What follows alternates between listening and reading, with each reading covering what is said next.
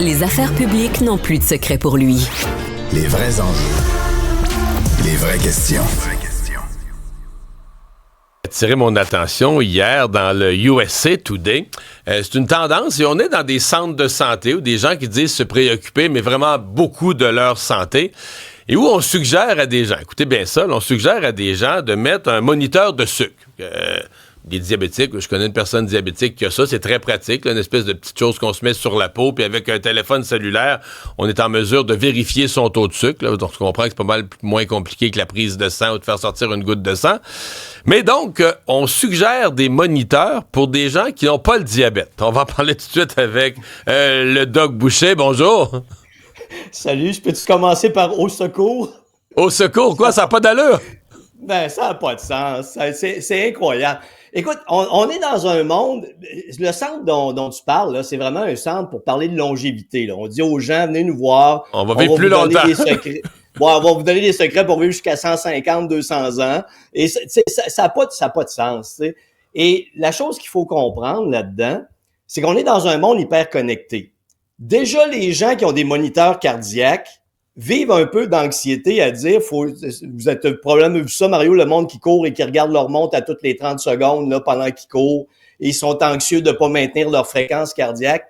Et là, on va dire à des gens qui n'ont pas le diabète, tu vas commencer à monitorer ton taux de sucre dans le sang, tu vas essayer de faire des liens entre les différents aliments que tu manges pour essayer de maintenir ton taux de sucre le plus normal possible ou le plus bas possible, dans l'espoir que tu vas vivre le plus vieux possible. Les gens vont virer littéralement fous, littéralement anxieux. Donc, toi, t'es surtout inquiet de leur santé mentale. Ils vont checker leur sucre à journée longue, puis ils vont venir anxieux. Ils vont faire de l'anxiété de ça, là. Hey, c'est pas gérable, Mario. C'est ben trop une variable qui change le quotidien. Okay, là. OK, mais je vais poser une question ben niaiseuse, OK? J'arrive chez nous, après 2 périodes, le Canadien, là, c'est serré, puis je mange mes émotions, puis je m'enligne 6 biscuits aux pépites ou 6 Oreos. Ouais. OK, 6. Là, là, je monte mon taux de sucre, je vais le voir, là. Dans 15 minutes, une demi-heure, je sais pas combien tu vas me dire. Ça va commencer à monter assez rapidement, là. Tu vas voir les taux dans les minutes qui vont suivre, tu vas voir le taux de sucre augmenter dans le sang rapidement. Pour vrai, je vais le voir, là. Ouais, c'est en temps réel, ça. C'est vraiment très rapide, là. OK, puis là, mais tu t'en mourras pas? Non, t'en mourras pas. Le lendemain, tu reviens à une alimentation santé, puis ta glycémie va se gérer, parce que tu sais, diabétique, là, faut que tu aies un taux de sucre dans le sang élevé pendant une certaine période de temps. C'est pas d'avoir un pic de glucides dans le sang qui va redescendre le lendemain qui va te tuer. C'est cette constance d'avoir un taux de glucides dans le sang qui est toujours élevé. Puis l'autre chose, Mario, qu'il faut rappeler, c'est que 90% des gens qui ont le diabète de type 2. Ça, c'est le diabète lié aux habitudes de vie. Donc, avant d'aller te brancher, commence donc par gérer tes habitudes de vie. Ça va être bien plus simple. Gère ton alimentation, va faire un peu d'exercice. Je te le rappelais dans une chronique il y a quelques temps.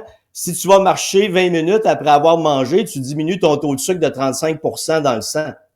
Donc, tu sais, à quoi ça sert pour quelqu'un de santé qui va aller faire un peu d'exercice, qui va gérer son alimentation, de gérer son taux de sucre? Absolument zéro, rien. Juste créateur d'anxiété et totalement inutile. Ouais. Mais je présume que derrière ça, il y a quelque chose d'assez présent quand même dans la nutrition, l'alimentation, l'obsession du sucre. Là. Puis certains vont dire elle est justifiée. On mange trop de sucre. La nourriture, mettons, dans le dernier siècle, si on compare avec nos arrière-grands-parents qui mangeaient les produits du jardin, puis la viande là, de la ferme, puis tout ça, la nourriture transformée, ce qu'on mange aujourd'hui, notre quantité de sucre ingurgitée par 24 heures a augmenté. Ça, est-ce qu'il y a un bout de vrai là-dedans, que le sucre est l'ennemi de notre époque, là? Ouais, pas beaucoup, parce que ça a commencé dans les années 1970, ça, quand on disait que les maladies cardiaques étaient liées au taux de gras dans les artères. On pensait que c'était le gras qui était le gros méchant. Et là, ce qu'on a fait, on a diminué le gras dans les aliments, puis on a augmenté les glucides. Veut pas, inévitablement, si on veut des calories, il faut augmenter un. C'est là qu'à partir des années 1970, on a vu vraiment une augmentation des maladies cardiaques, l'augmentation de l'obésité, l'augmentation du diabète. Donc, une fausse interprétation scientifique a peut-être causé bien des problèmes de santé. Mais j'en reviens à ça, c'est toujours de dire que aussitôt que je fais des bons choix au niveau des aliments, là, je reste dans les grains entiers, les fruits, les légumes, les noix, les amandes. Je reste dans des aliments complets et non pas transformés. Ma glycémie va se gérer de façon assez normale, là. Juste donner un exemple, Mario, là, des petites différences bien simples, là. Un taux de sucre normal dans le sang, là, en quantité, c'est 1 cuillerée à thé. Un taux de sucre de diabétique, c'est 2 cuillerées à thé. Et en bas d'une demi-cuillerée à thé, on est mort. Juste pour dire comment ça gère dans des très petites quantités dans le sang et à quel point un changement d'habitude de vie va avoir un impact positif dans les jours qui vont suivre. Et si on maintient ça tout le temps, t'es pas obligé d'arriver à te brancher et à t'inquiéter. « Ah, mon pic d'insuline, il était comme ça » ou « Mon pic d'insuline, il était plus bas, mais il est plus longtemps. » Personne n'est capable de gérer ça. Et la science n'est pas capable de nous dire qu'est-ce qui est plus dangereux.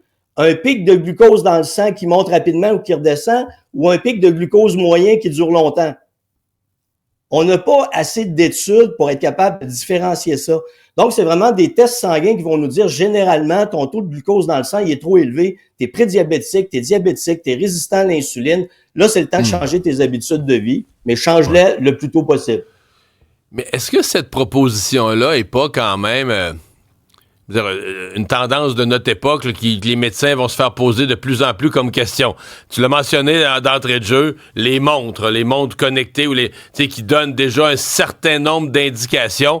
On a l'impression que les gens, avec la préoccupation santé et la volonté de vivre vieux et en santé, qu'il y a de plus en plus de gens qui vont vouloir avoir ces données. J'ai l'impression qu'ils vont être prêts à ça, à la limite, même si je suis pas diabétique, je vais me mettre une suce sur le bras et je vais savoir.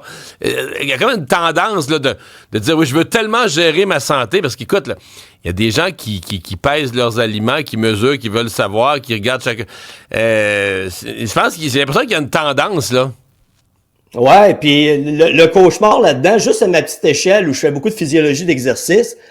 Il y a des gens qui vont faire de l'interprétation de fréquence cardiaque en fonction de leur connaissance. Et quand moi, ils m'envoient ça et que j'analyse le contexte, je vais leur dire non, mais ce que tu interprètes n'est pas correct parce que tu n'as pas tenu compte de toutes les variables qui influencent ta fréquence cardiaque.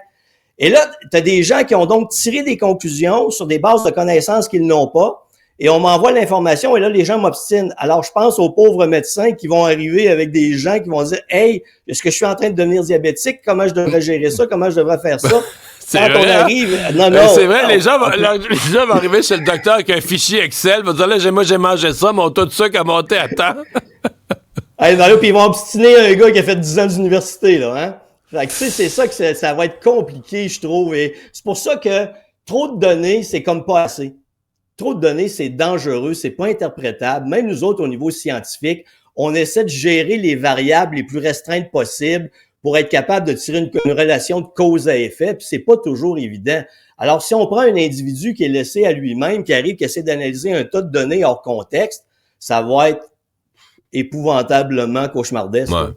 Ouais, c'est ça. C'est que la personne va arriver chez le docteur, il va se penser à l'article de la mort. Il va se penser à l'article de la mort, puis il est en parfaite santé. Doc Boucher, merci beaucoup, bonne journée. À la prochaine, salut.